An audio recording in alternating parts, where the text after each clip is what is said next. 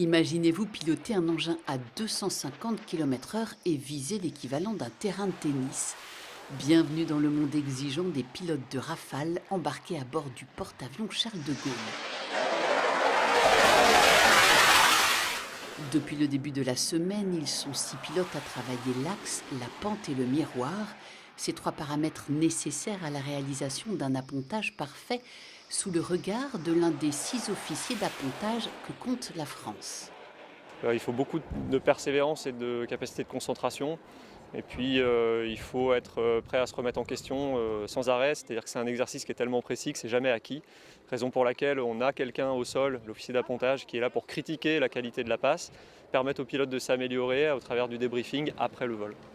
Les conditions orageuses du jour, avec un vent instable, n'ont pas facilité la tâche de ces pilotes, certains phases de qualification d'appontage et d'autres plus familiers de la procédure, mais qui doivent s'entraîner très régulièrement.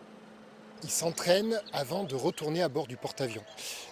Pourquoi? Parce que l'exercice est tellement difficile qu'on considère qu'il faut l'avoir fait quelques jours avant, de le faire en mer.